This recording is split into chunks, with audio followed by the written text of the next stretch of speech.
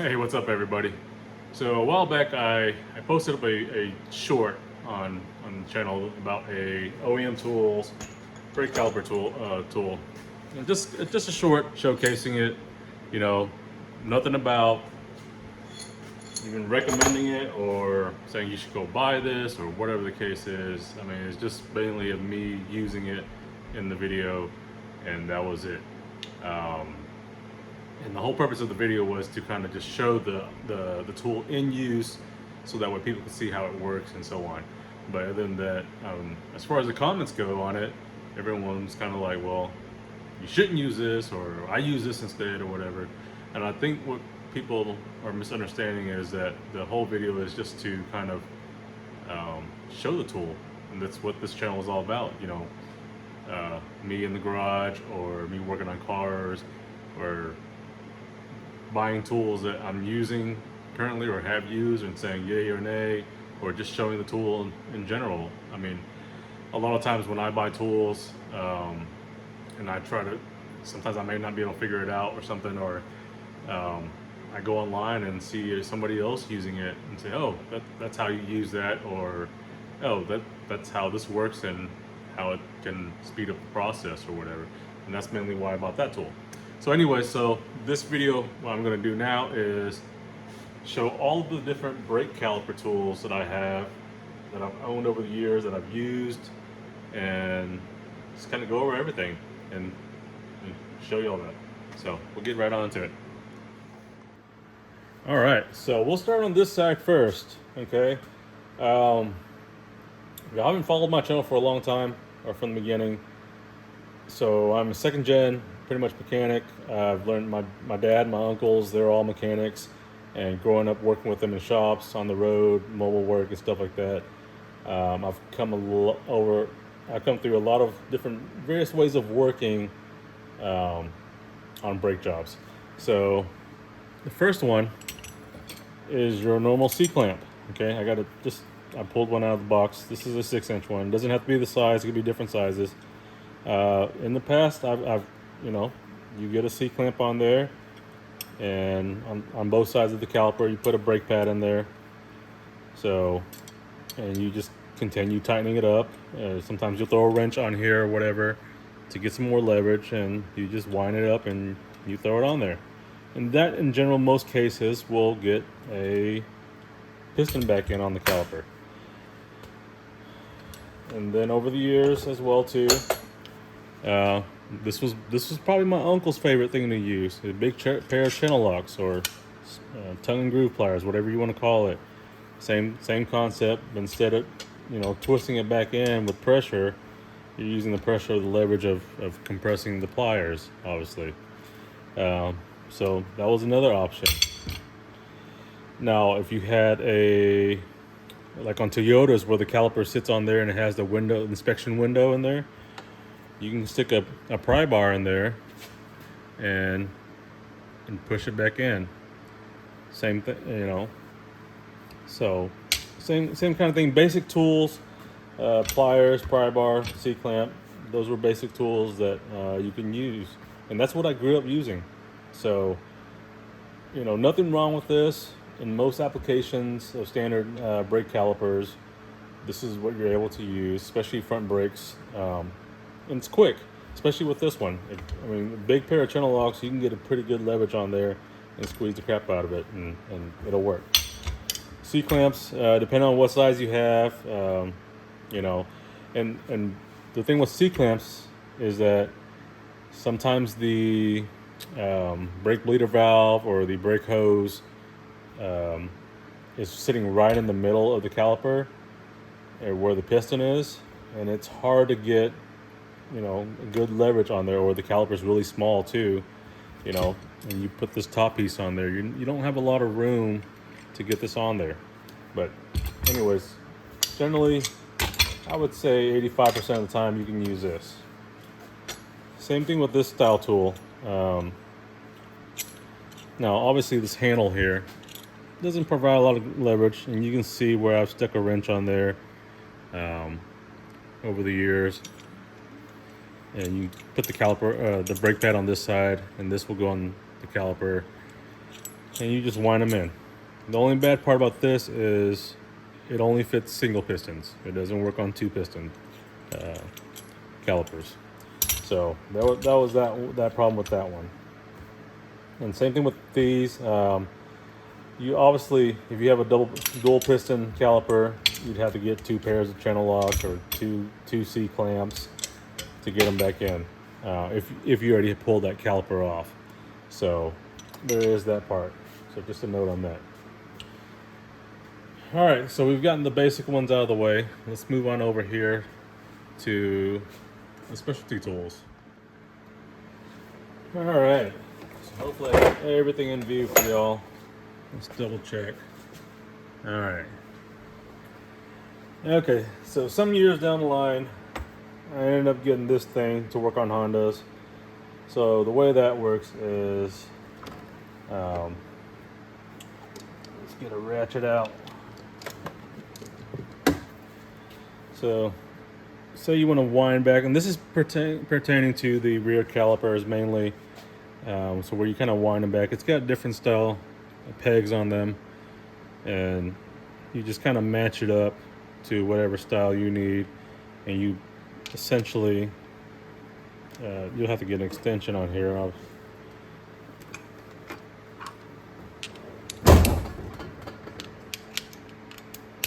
And you just kind of wind it back in like that. Sometimes it's reverse. I think Toyotas are reverse. It's been a while, but you kind of wind it back in. Now, obviously, with this style, you don't get a lot of, I would say, a lot of good leverage. It doesn't hold in place very well. And then if it's, depending on the caliper style, if it's got, different grooves in there, it's kind of hard to center it. So there's that portion of it.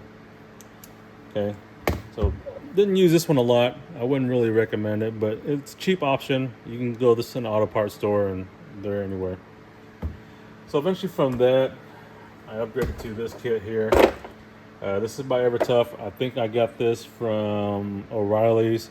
So the way it works back then, I don't know if it still does now. So you pay the $20, the $20 fee, just in case you don't return it or whatever, and which is what I ended up doing.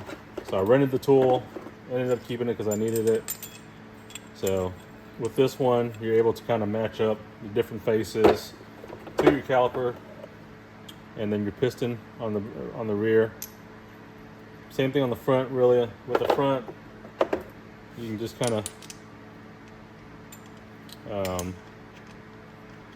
match it up, put your brake pad on there, and then compress your brake caliper back in. And then I'm winding it up, and it does have a magnet on there too. You just kind of, similar style to this, where you'll put your pegs into the piston, and you just wind them back up. Okay. So obviously, with any of these wind-up ones, it's going to take time. Time obviously costs you, and same thing with the amount of energy you spend doing it. Some of these calipers, they're worn down. There's corrosion on them, so getting them back in does take time and effort. So this kit's essentially the same thing, but a little bit more upgraded. So I got this one for Christmas from a family member. It's got a lot of different adapter plates on there, a lot more than this one also. And then this one also comes with 2 of them. So it's got 2 winders on there. So you get, double the amount. And so it's a little bit more expensive in terms of this kit versus this one, but still does the same thing as this one would. All right. Great sets, no issues with any of them. None of them have failed on me. But the thing was, when I was using these and the turnaround on them, it was just a little bit more than I wanted it to be. So over time, I found this set here. This one's by OEM Tools, and the part number is 27277. The way this one works is you thread these into there, and you throw it all the way down. And once you get it to here,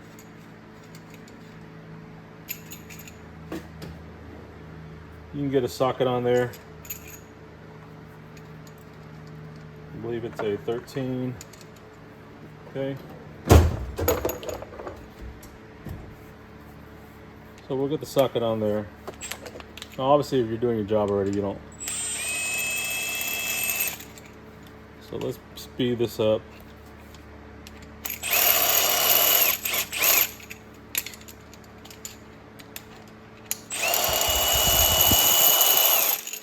All right. So you got that down, you put your pad in there.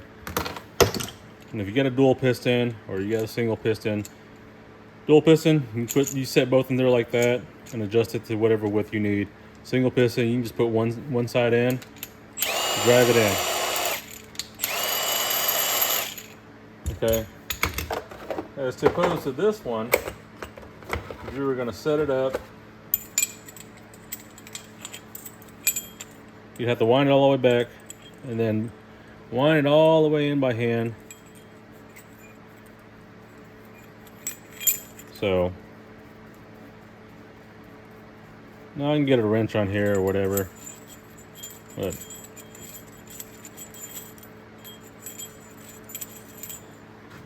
so same thing. If I were to get a wrench, let's say if I had it all run all the way back, you know, if I'm getting it in, now I'm hitting the piston, you know, it's getting tight. I have to get the wrench on there, and depending how much room I got or whatever, but still, I'm doing it just by hand, 1/1. Whereas opposed to with this one, I can speed up the process. Now obviously if I get to the rear side and I still have to wind it back up, this one is not going to do the job. It's not going to, you know, I can't, there is no adapter plates for this. So this is mainly for ones that you don't have to wind back up. It's just straight compression piston where you just push it in and you're done. That even if I did the front like this with this tool here, I'm probably saving at least minimum half the time that I would setting this up, winding it up, using my time and my strength to get that piston back in. Depending on the situation, not all situations are, you know, perfect where it's a, you know, smooth action piston on the caliper and there's no issues with it. There's no corrosion, you know, there's no bad seals or whatever. It just gets straightforward. So I'm saving at least half the time with this one right here, running it back in, and you're talking about possibly 4 sides of the vehicle that you're replacing brakes on. And for me, that if I'm turning out a brake job as opposed to an hour and a half, I'm only spending 45 minutes or an hour. I just save 30 minutes that I can apply to the next job or whatever, or I get 30 minutes back for me for my day. And another thing is, you know, a lot of today's modern cars come with, you know, painted calipers, like, you know, Brembo brakes, or even the sports cars, even the manufacturer OEM brake calipers, they come powder coated or painted or whatever. You know, the last thing you want to do is have a customer's vehicle pull up, or even your own vehicle. You put a pair of channel locks on there, or, you know, or C-clamp, and you mar up that finish. Imagine returning that vehicle to the customer, and they're washing their wheels one day, and they see their, you know, some scratches and that finish all messed up because you stuck a pair of channel locks on there. They're probably most likely not gonna want to bring that vehicle back to you for service, or want some kind of refund to get it fixed. You know, that's the last thing I'd want to do is ruin somebody's car just because I only have this tool. Not to say that it's it's not a tool I can use, but I can't use. But, you know, I need to have options available so that way when I run into those situations where I'm working on somebody's vehicle that has Brembos on there or whatever aftermarket, you know, big brake system that's really that they spent a lot of money on, that I can put a tool on there, still do my job correctly, but not destroy their product, their vehicle. So it's just a little bit something that, when I bought this and when I look into it, these are things I put into, into consideration as well too.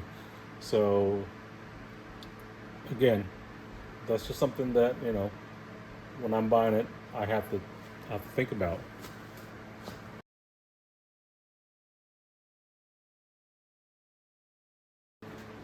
So those are things I considered, and that's why I invested in this one particularly. It's not to say that, okay, this one is going to cover all of these tools. It's not going to. There's times that, I have to use a C-clamp, or I have to use whatever tool, just because, this one's just going to fit it a lot better, or whatever the case is, or just there's different tools for different applications and different situations or whatever.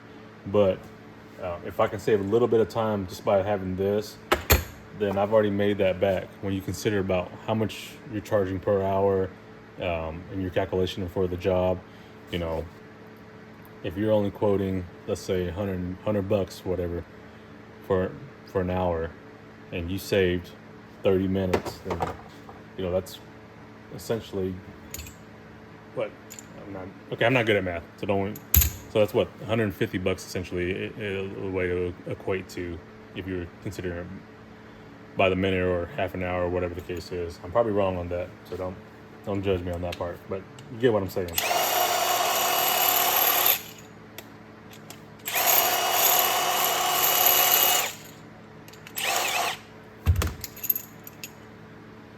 So yeah, I just wanted to make that video to kind of clarify why I have this tool in particularly.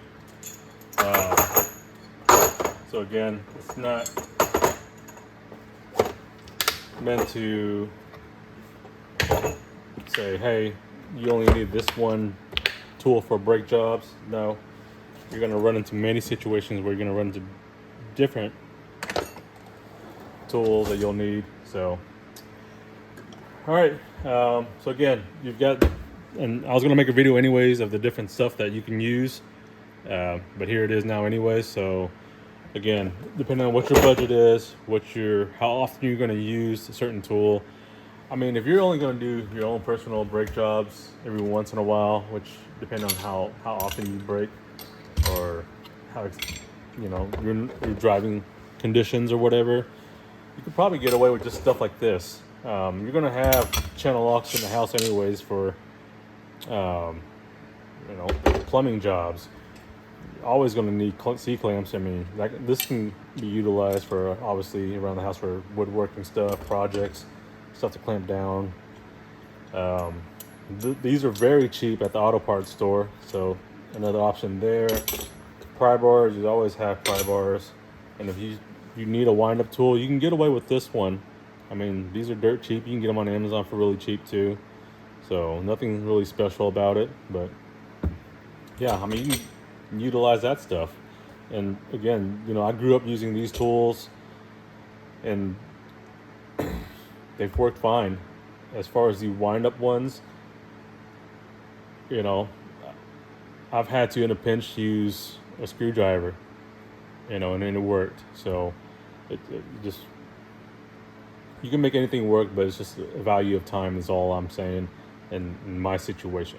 So, all right, as I said, I appreciate y'all watching. Hopefully I've cleared up the air about the brake tools a little bit more, and as far as my suggestions and what I've used and what I'm using right now currently in my garage, and hopefully that'll help you out as far as looking for what you need in your garage as well too. So y'all take care.